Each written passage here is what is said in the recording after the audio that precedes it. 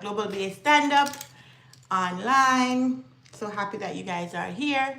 You're going to be listening to the people on the meeting speak, and then you'll hear me respond. We're not going to be able to share the screen today, but we'll do the best we can. All right. So let's get going. Okay.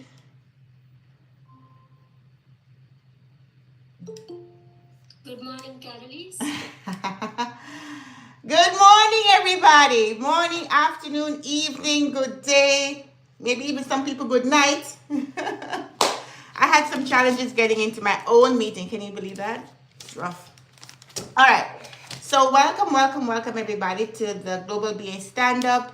It's going to be kind of a shorter stand-up than normal today because I do have another meeting I have to jump to at the end, at the halfway mark for this. So we're just going to get straight into it. If you're new here, welcome. This is where we spend a short time every month just to talk about our career and to talk about the things that I can do to help you as you get started, especially for those who are very, very new to the field, who have never worked as a BA before, who are looking to transition into the BA space, or even for those who already have a job, but there are some things that you need some help with. So I'm going to start by doing it in 3 steps. I'm going to open the floor up to anybody who have any questions. So normally I do people who are looking for interviews or people who are working on a job. Today we're just going to cut to the chase.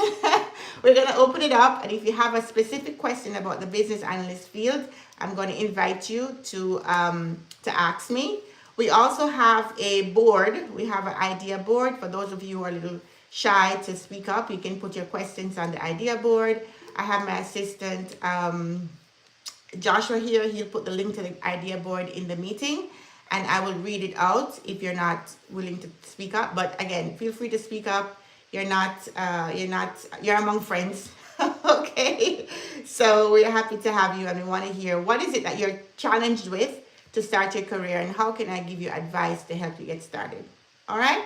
I see somebody have their hand up already. Go ahead, Swati. Good morning, Karaleise. Good morning. I'll try to put it in a shorter way. Currently, I'm working on the client side, and my main roles and responsibilities include communicating with multiple vendor teams. And the project I'm working on is to build a dashboard. So during the requirements gathering phase, we collected some of the data attributes required to build this dashboard from a vendor source 1. And the client outsourced this project to vendor source 2. So the vendor 2 will be building the actual dashboard, actual database. Since we required a few data attributes from a vendor team 1, they will be providing the data to the client, and we will be sharing that specific data attributes to vendor team 2 to build the dashboard. Database. Okay.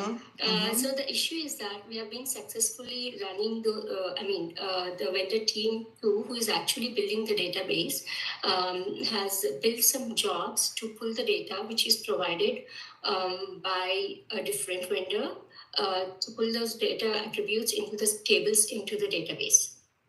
Now, we have been successfully running these bad jobs that were created by the teams for over 6 months, and successfully populated the data attributes into the database.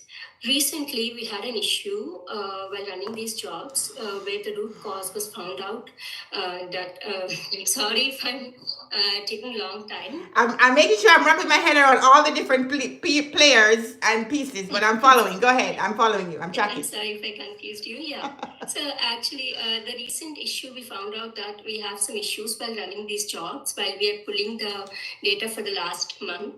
And the root cause is that we have been receiving the duplicate data records, which we are not supposed to be receiving. When we reached out to the vendor team who is actually building the dashboard, they told that they have investigated and found out that they are receiving the duplicate records from the other vendor team who is providing the data. And when we had a meeting with them, along with the internal client stakeholders, they came up that the only solution they have is to change the code, which is going to delay the project timeline. So they suggested a easier path in where we can reach out to the vendor team who is actually providing the certain data attributes, and request them to avoid sending the duplicate records. Instead, they can send a unique data pertaining to a unique ID. I mean, consolidated data pertaining to a unique ID. Now, when I started reviewing all the requirements that we have given to those vendor teams whom we are acquiring the data from, we haven't specifically mentioned them in the initial phase that we should get specific, The unique data. ID. Yeah, unique ID. So What happened? Can you guys hear her? So I think oh my goodness, after all that, I need to hear the last part so I can give you the answer. Oh my goodness. Are you back? Right there, Swati, are you back? Yes, I am back. Okay, so you're saying that when you did the original requirements, you did not send the requirements for them to send a unique ID. Okay, what's the question? I got the problem. What's the question? Uh-huh. They do send a unique ID, but the thing is that we did not specify that we should not receive a duplicate record and we should receive only a single record for a specific unique ID. Got it. Now, as the other vendor team who's actually building the database suggested us to reach out to this team so that this would be an easier way to fix this. But the issue is that we did not mention this in our Right, I got that part. But what I want you to get to the question. What are you struggling with? The client asked me to reach out to that specific vendor and request them to make certain changes so that they can provide us a single record on a specific unique ID instead of receiving a duplicate records. So I just wanted your help on how to handle this properly. Oh my goodness. I got it now, but I'm going to break it down for everybody else who is trying to follow. I know some people got lost in the middle.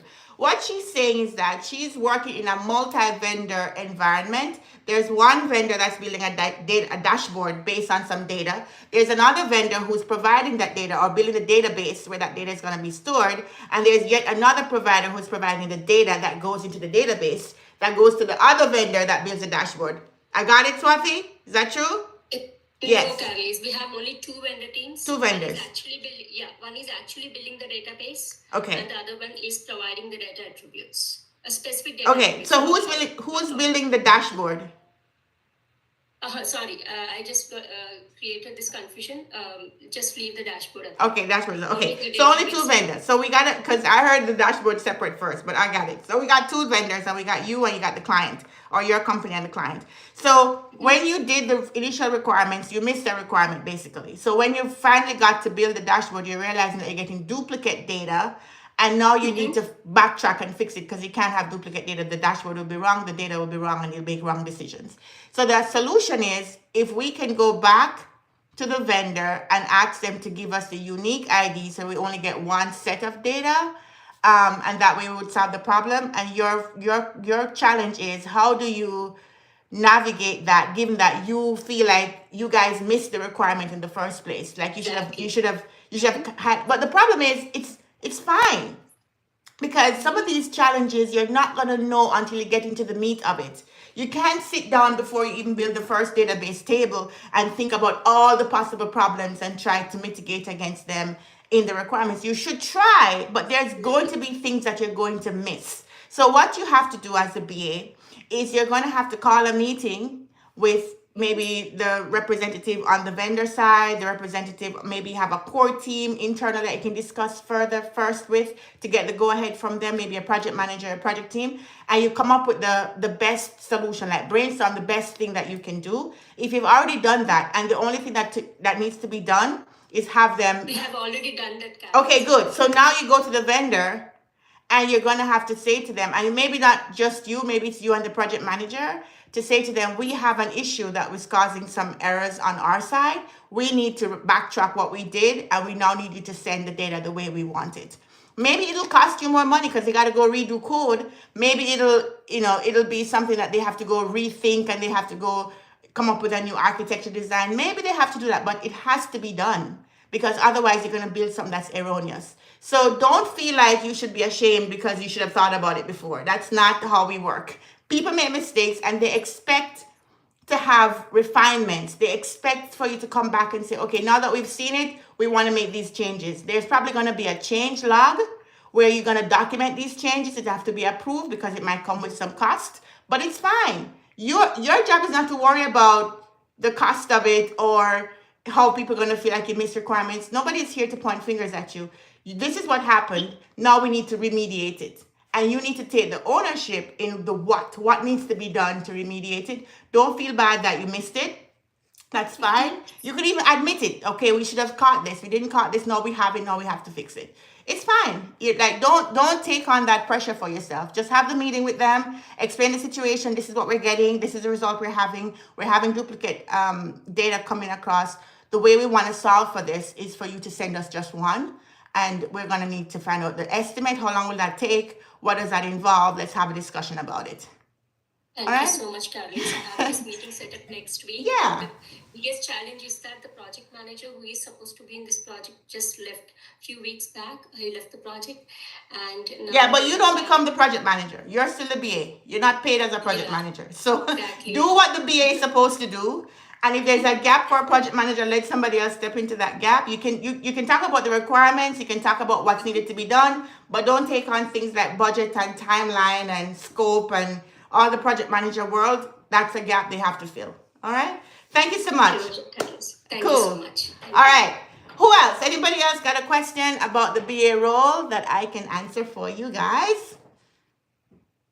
Who wants to go next? That was very good, Swati. Very, very detailed example of what some of the challenges are that we have as BAs. All right, go ahead, Aliyah. Welcome. I haven't seen you before, so this is probably your first time, is it? Yes, this is my first time. I Welcome. watch all the videos. I keep up to date, but I've never joined a live session with you. Okay. And, welcome. Thank you. I am trying to get my feet wet in the BA world. Okay. I am transitioning from being a public servant and executive assistant, which kind of is similar. I've had to manage capital projects and stuff like that. But I just wanted some advice or some pointers on how to land my first BA role and how and what do I need to do. Right. So coming from an exec position, any position that's corporate has some transferable skills in there. But I would say if you want to get started, you really do have to learn the lingo. You have to learn the techniques. You have to learn what requirements are. You have to be able to speak like us. So you'd probably need to do a course. Any course will do, in my opinion, because they're all kind of, basic. They'll teach you the fundamentals of business analysis. Some people do boot camps where there's more intense, like it's a 3-month long boot camp and you're doing projects and doing all of that. That's fine too. But I think just being able to start by getting some formal training in business analysis is great, so that you can start to make connections between what you have been doing, like the reports you've been doing, the talking to people. That could be like a part of your stakeholder management. You can start to formulate the career as something that you can be more formalized in. And then once that's done, I want to caution you though that sometimes these courses or boot camps, they're not always all encompassing, right? So you're not gonna feel like you know everything when you leave, right? I always caution people against that expectation, because sometimes you leave, you're like, okay, I think I learned a bunch of stuff, but how do I use it? Like, what do? I don't feel like I can do an interview. It's okay. That's just because you're learning something new, you're transitioning to a new field, and I want you to give yourself some grace to be able to get acclimatized to that. Once you've done the course, I think the next best step would be to look at case studies. So if your course includes case studies, that's great. Sometimes they have like a capstone project that you can work on. But I have found that some of these capstone projects are they're geared towards you applying what you've learned, but they're not really geared towards how it will be in the real world.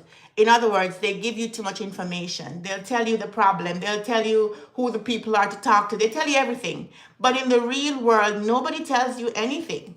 You don't even know what you're solving for. So I would encourage you to go to my website. I have a list of case studies there that are case studies from real projects, case studies from people who have done interviews, and this is a question they were asked. to present on, so you can see more of what the real world of work as a BA is like. So do the course, do the case studies, and then you can prepare for your interviews.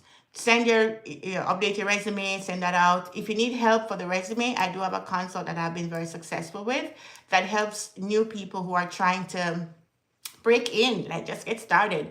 I help you to understand how to navigate the interview.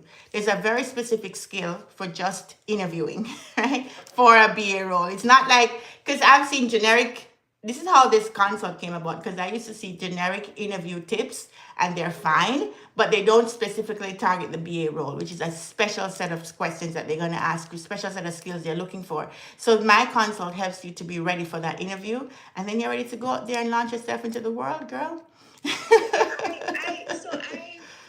That you're yes, I'm in the boat where I'm finishing up a BA certification, but everything that I've been taught has been geared towards being a project manager. For example, a part of it is I'm taking my Project Plus on the 16th, and then I'm registered to do the PMP a few weeks after that. And that is what they recommend that you do. But I'm not being a project manager, but they're saying that that's a part of the course.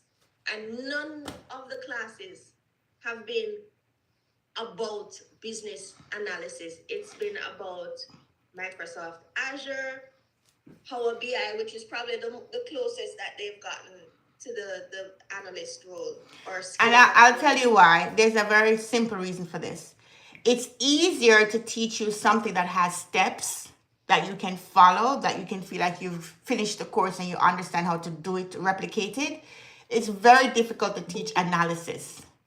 It's very difficult to teach you how to take a problem that you have no idea and figure out what is the best approach for this. It's not a skill that's easy to teach. And if you're a professor that's not working in the field, it's even worse because you're detached from what's going on in the real world. So teaching you Azure DevOps is very structured. I can tell you go here, do this, do that, and you can do it all the time. You have the same results. Teaching you how to do data analysis, you get the data here, you apply this function here, you write these SQL queries here, you get this result. Very easy to teach. Teaching you business intelligence also. This is the data, let's analyze it, let's come up with some suggestions. Not as easy, but still doable. The reason why they shy away from real business analysis, like functional business analysis, is because it's harder to teach, it's harder to grade, it's harder to get real world examples. So that's the reason. So you have to come to me, basically. I'm sorry to tell you, but I'm the number one in the world about real world stuff on business analysis. You have to go through the course to get the foundation, but for you to practice what's actually happening on the ground. I don't know anybody else who's giving you the information I give you. Okay, thank you so much, Karaleise. Yes, no problem. All right, Ruth. Mike. Go ahead, Mike, and then Ruth. Hi, Karaleise. Really so good to be on the live with you today. Yay. I've been following you, since 2022. Nice. I've always been,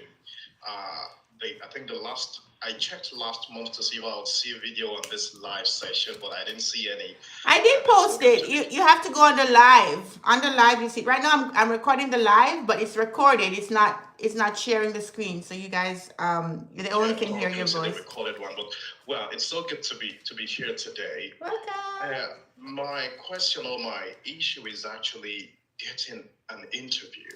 Okay. Getting an interview into a BA role. Yes. When I started following you, I didn't actually understand most of the things you used to say, because all I used to think of a business analyst was the Excel, Power BI, SQL thing, and that was not close to what I used to hear from you. Mm-hmm. So when I got into, I just finished the Masters in International Business with Data Analytics, and just close to the end of my course, I decided to do a training in business analysis, and I was expecting about the same thing, but then I got to understand that business analysis is actually different from, in a way, to data analytics. Yes. And I fell in love with that because that seemed to be more of me. I could see more of myself in it, and I saw myself in this program. And I can say confidently that I can handle any business analyst role because I've gone through case studies. The training was kind of in depth, so that we had sessions where we go through case studies apart from the live project, which was very involving, and so that we would even work into the night, into midnight sometimes with my team. And I've been done with that for about I think I finished that in September of last year. But the problem has been getting interviews. I worked on my CV over and over again with things I'm sure I can defend. But then it's still been very difficult getting interviews. Because I look at job roles sometimes, look at the JD, and I just, come on, I can do all this confidently. And I try to look through my CV. I think I have all this stated in it, and why am I not getting any call or any interview? I get to speak with maybe on some job sites, I get calls once in a while from recruiters that like my profile and want to try to get me into some kind of job. But then I've not been getting interviews. I've had maybe 1, 2, 3 interviews. Okay. One of the interviews, I got through to the second stage of the interview, but then after that, I was dropped. Okay. But really, So difficulty has been getting. sorry. So where are you located, Mike? I'm located in United Kingdom, UK. Okay, UK. And you mentioned your education. What was it again? I thought you told me just now. What was the education? I just did a master's in international business with data analytics. Okay, international business with data analytics. All right. As a matter of fact, recently, after trying to apply for a business analyst role for several months, I decided to kind of consolidate my data analytics skills to add that to my profile, if that perhaps was going to give some kind of advantage. I consolidated on advanced Excel, on Power BI, on SQL, so that I can confidently work with all those, which I feel may just be needed in some business analyst roles. So I added that to my CV. So I've just been working on all that, but it still seems kind of difficult to get even an interview. Right. So let me answer that part. So if you're not getting any calls, the culprit is the resume, right? I always say that because the resume should be at least giving you some calls so that you can get into at least the first stage of the interview, right? And sometimes I hear people tell me, I've reviewed my resume, I've updated my resume, and then I say, send me the resume, and then I see immediately what the problems are, right? So you got to be very careful what you put on the resume. You know that already because you've done this before. But some of the things that as a BA you need to have on there are things that would help them to identify you as the candidate of choice, right? So for example, you need to talk about requirements solicitation very quickly in the resume. You don't want to leave that to the bottom. You need to make sure you're talking about either you're working in agile or waterfall. You talk about the sprints, you talk about the scrum, you talk about writing user stories, you talk about writing requirements. Like those are the things they want to hear. Now, if you've never worked as a BA before, how can you say about things that you've never done? Well, maybe you've worked in admin and you've been writing reports. You can say you've written, you've written reports and you've written requirements for what the report should have. So there's ways that you can tweak what you've done. I always advocate not lying outright on the resume, not making up a bunch of stuff. But I believe that what you have done, you can reword them to be more in the business analyst lingo, the way that we talk about stuff for the very thing that you've already done. The other thing is, with the resume, you have to remember that this is the first proof that you can actually write documentation. So if I look at your resume and it doesn't look like a quality document, I'm not even going to call you.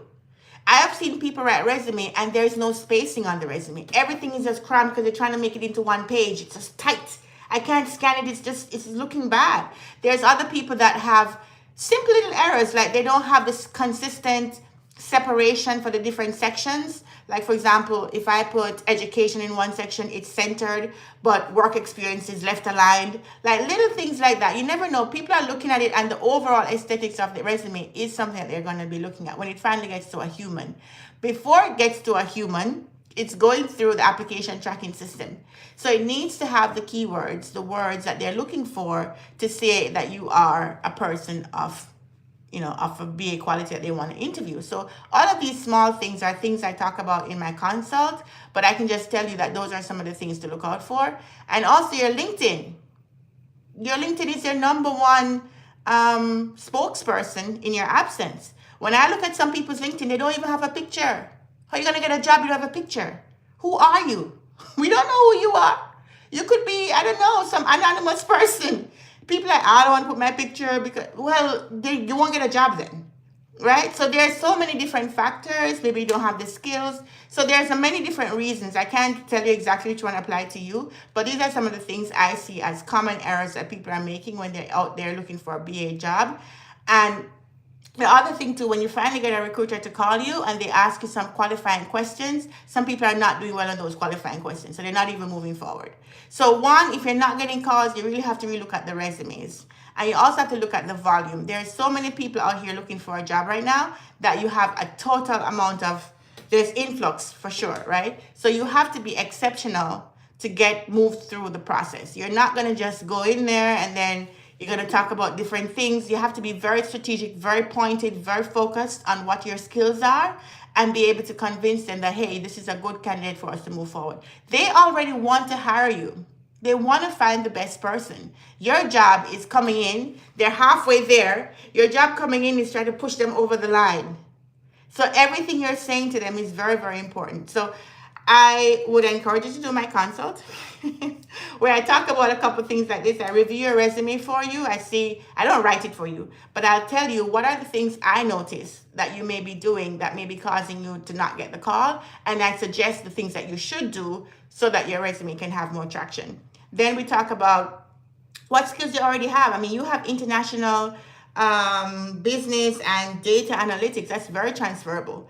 That's lots of education, lots of practice that you've had. How can you leverage that? We talk about how to handle the call with the recruiters, what's the job hunt strategy. We talk about how do you prepare for the interview? How do you know exactly what they're looking to hear so you can say what they want you to hear, they want to hear, but it still be truthful? How do you answer specific questions about experience that you have not worked in without telling a whole bunch of lies?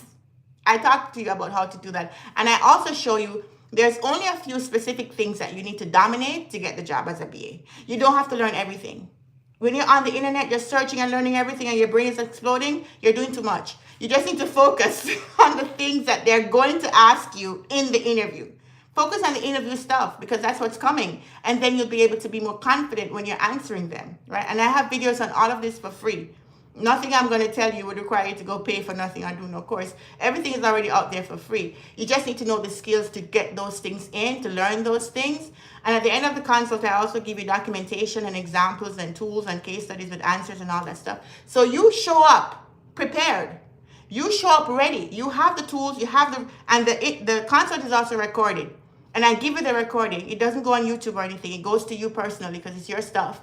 But you can listen to it over and over again. So by the time you show up for the interview, you've heard it before. You know what you're going to say. You know how to handle this interview, right? And you get the confidence to be able to do well. I have lots of success with it, so I encourage you to consider it. All right, Ruth had a question, and her question was about my courses. So my courses, I took them down because I had a problem with the provider for the course. I had a new provider, and the new provider, for whatever reason, crashed the site. And the site couldn't come up, and then the Microsoft thing happened, and then data got lost. So I just got completely bombarded with problems. So now I've had to restart everything. I've start over everything and get the courses up again. So that's going to take me a couple more weeks. So I've just been inundated with problems regarding the course, but that'll be up hopefully by the end of August, first week of September, so I can get it out. I know people have been waiting for it and be like hounding me, Karaleise, where's the course that you promised me? It's coming. All right, let me look at what other people are asking. This person says, how does a business analyst with an IT background thrive in the modern day of IT? So I guess what do you mean modern day of IT? I think you're talking about AI. How do you thrive when there's AI coming? I don't think you should be afraid of the AI. The AI is coming for sure for all of us. But I think analytical jobs that require a lot of interpersonal interpretation might be a little bit slower to be replaced. And even so, I think we can use the AI to enhance what we do. I don't think you have to be afraid of it. You can use AI to write user stories if you know what to ask, right? The problem is knowing what prompt to use. Sorry, I'm going to plug in my computer. I don't want it to get disconnected. The problem is knowing what prompt to use, and sometimes the time you spend trying to chat GPT the user story, if you had the skills, you could just do it just like that. And when you get into a meeting, you can't be answering the question by going to chat GPT. You need to know what to say on the spot, right? So learning and practicing and doing the case studies, I always advocate the case studies, will be a great way for you to function in this modern world. Somebody else says, Alex says, good morning, I'm Alex from Nigeria. How can it be possible for me to get a job since all the jobs I'm seeing require some years of experience, but I just finished my internship? So it's always going to be a problem for the person who's just leaving college, because for you to get a job, you have to have experience. And for you to have experience, you need to get a job. And this has been a age-old problem. We all today have gone through it. Anybody you see in their careers who are excelling, we also had this problem to solve. And we all solved it. So if we all solved it, you can solve it too. The way you solve it for the BA specifically is that you're going to have to practice more of what the BA world is like. And then you can use that practice, that case study, to enhance your actual experience. So this is the reason why I put so many case studies on my website. So you can go read it. Go see what are the kinds of problems that we're being asked to solve, so you can get familiar with those kinds of thinking, the way we think as a BA. Other way you can do it, like this person has done an internship. Go get an internship, even if it doesn't pay you. The fact that you can be exposed to the world of work is going to be helpful for you to talk about the internship. You don't have to tell them it was an internship. You can say you worked at this place and this is what the problems that you were solving. If they ask you further questions, you can admit it's an internship, but on the resume, you don't have to put internship. It's an experience, it's work experience, right? Or sometimes you have to just be out of the box. I'll tell you what somebody did for me the other day that I thought was so amazing. There was a guy, he's doing a master's in business analysis, and he was on a podcast talking about business analysis on a project management podcast. He sends me an email. He says, Karaleise, I'm looking for a job. I'm not saying for you guys to do this, okay? I'm just giving you an example of how people are being creative. He sends an email. He puts what he's good at. He puts a link to his podcast where he's a guest on a podcast talking about students' world in project management and business analysis. And he sends his resume. And he says, if your job has any opening, I'd like to ask you to recommend me. Now, I couldn't recommend him because I've never worked with him. I don't know him from Adam, right? But that's a great way to get your name out there. That's a great way to reach out to people who may be in the field, who may know that their company is looking for someone in that field. I thought that was very creative.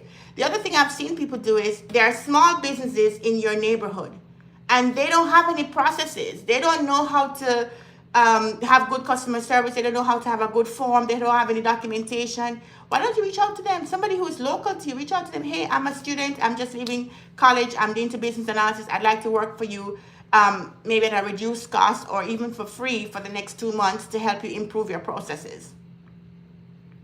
That's work experience. So I'm just saying that you have to break the cycle somehow. And what people are doing is they just lie. Oh, I'm a senior BA, and just put that on the resume. And that's what they're going to do. But it doesn't work because senior BA is a higher skill. And to get that interview and to win that interview is not as easy. And even to win the job itself is going to be much worse. So you have to break the cycle of no experience, no job. If you've ever worked at all in corporate world, you have experience. You haven't worked as a BA, but you have work experience. This is valuable. So you're going to put, and when you see the resume, the job description says you need 5 years of experience. If you don't have 5 years of BA experience, it's no problem to you. You've had 5 years of work experience. And that's what you're going to use to justify being in that room. So don't disqualify yourself because you don't meet every single thing on their job description. But you have to find creative ways to, one, get the exposure. So I have videos for free that are very detailed. I have free templates on my website you can go and download. I have free case study. I don't know what else y'all need.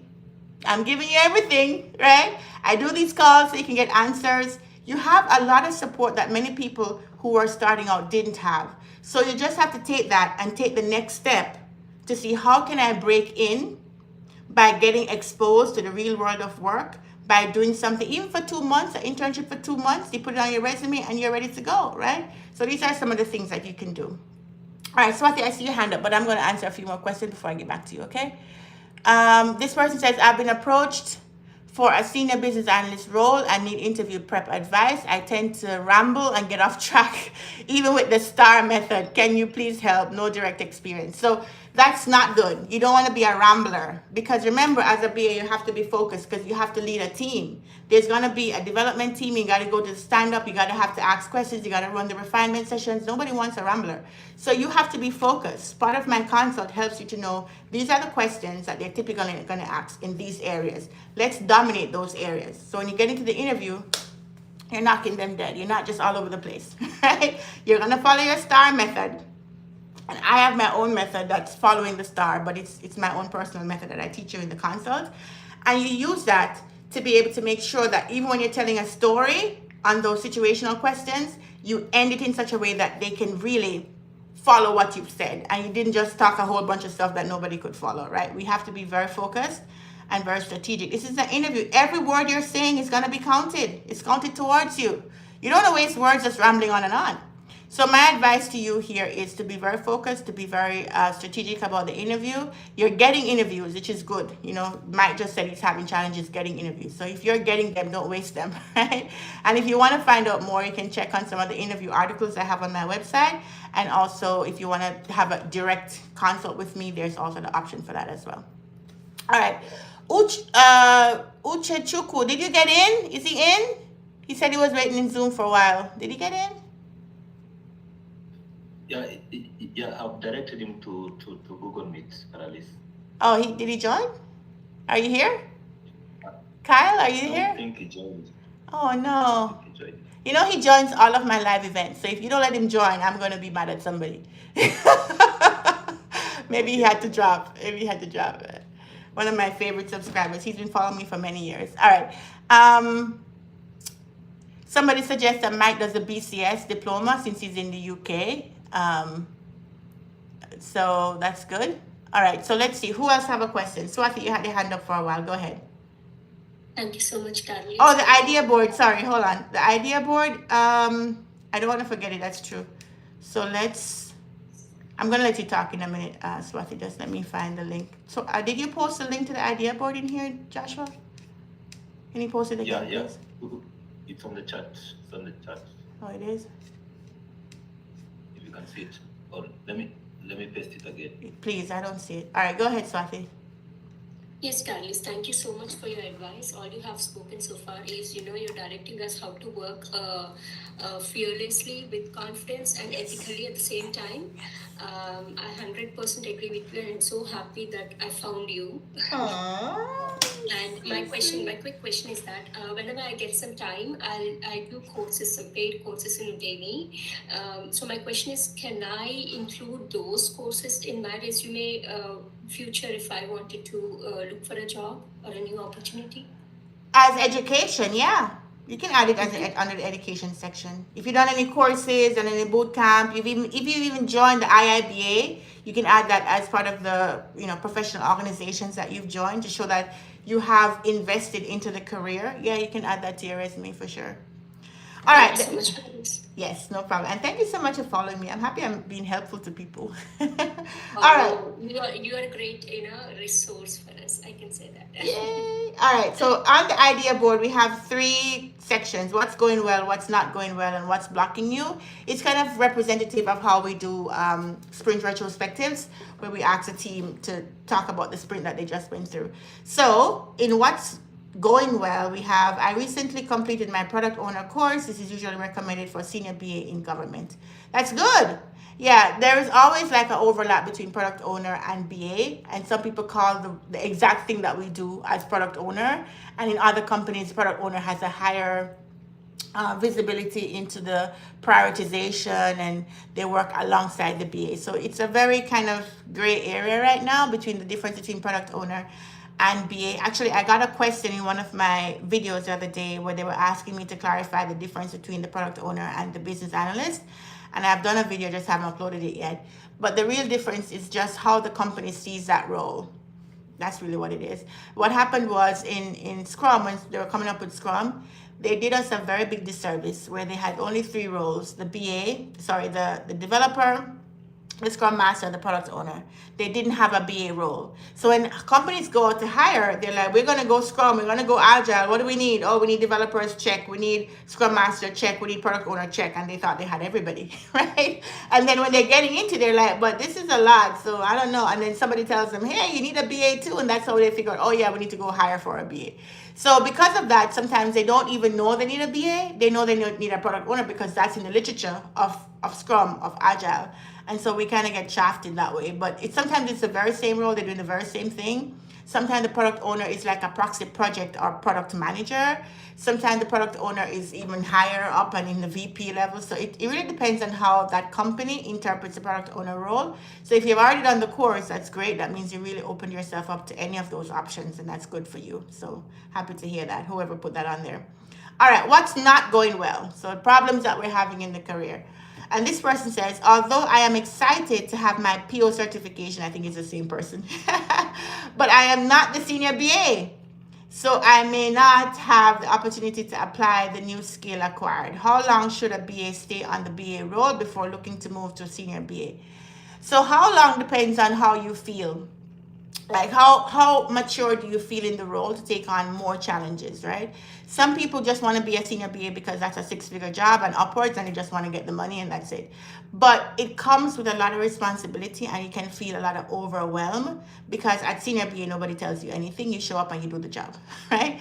So it depends on how you feel and how your organization is structured. Is there a lot of projects where there are senior BAs taking on more responsibility, or is the senior BA and the BA doing the same thing, right? And are you going to get more? What's the pace difference is in your if you're trying to move up within the same organization? Sometimes the difference is so negligible, you're just getting more headache for no reason. So right. But I always say being 2 years in is more than enough for you to now be able to move into a senior BA role.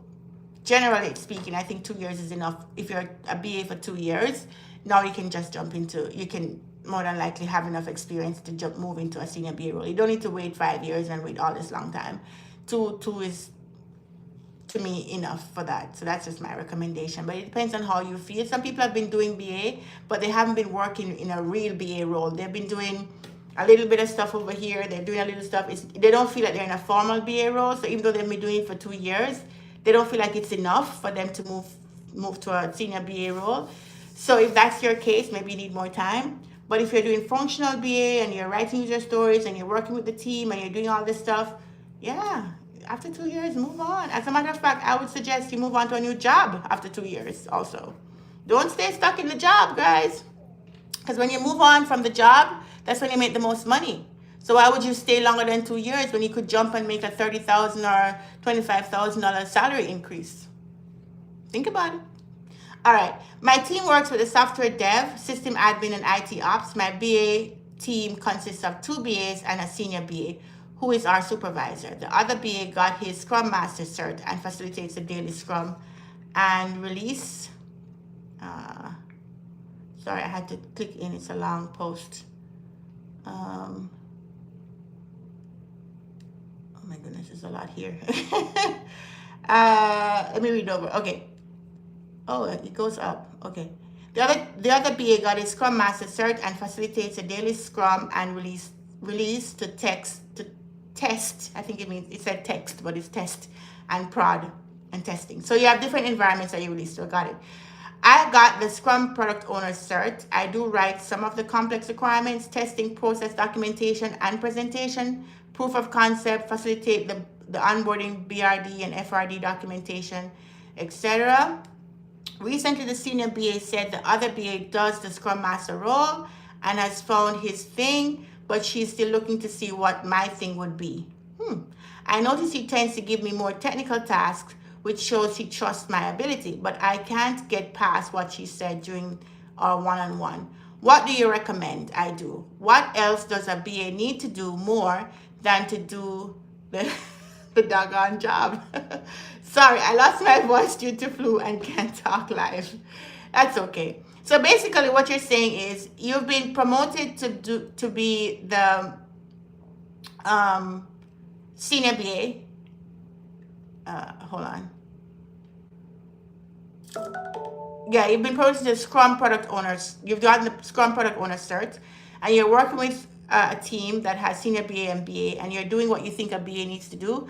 But you're saying that in your one-on-one with your manager, it seems that they're saying that the other person has shifted into their role comfortably, and they're not sure where you're fitting into this new world. Is that, I know you can't talk, but is that what you mean? Give me a thumbs up if that's what you mean. I don't know who put this up there. All right, so my advice, okay, thanks, Honest. My advice is sometimes the one-on-one shouldn't really be, you can't make career life decisions based on the one-on-one, right? Sometimes people have ulterior motives, and sometimes they're saying things with the best of intentions, but it's just they're not in the day-to-day and they don't even know what's going on, right? So I would suggest that you focus on doing the thing that you're good at, making sure that you are being present, you are taking care of what needs to be taken care of, the things that are on your plate, that you're doing them well, and that you take ownership of other things that you see that you can do where there's a gap. But I don't think you have to take it too seriously. I mean, if this doesn't affect your bonus or your pay, or even the impression that they have, if nobody's saying to you specifically, you're not doing this job, then I don't think you need to take it so seriously. Because if she's saying the other person has kind of fit into their role nicely, you can defend yourself and say, this is my role. I've created this box for myself where I'm going to be helping with the requirements of the FRD. I'm going to be keeping up with the refinement. Like, you can defend what you are doing and what you are owning, because sometimes they don't see it. So you may be doing the job very well, but you have to talk about it.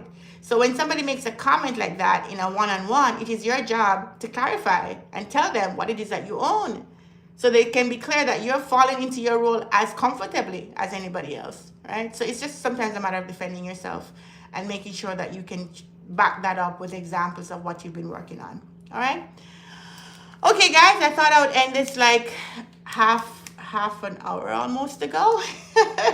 But I do have another call I have to jump to. So I gotta go, but I hope you guys had a great time. I hope that you got your questions answered. I hope that you can find some value in this. I'm going to be posting some more videos later, and this is going to go up on my live.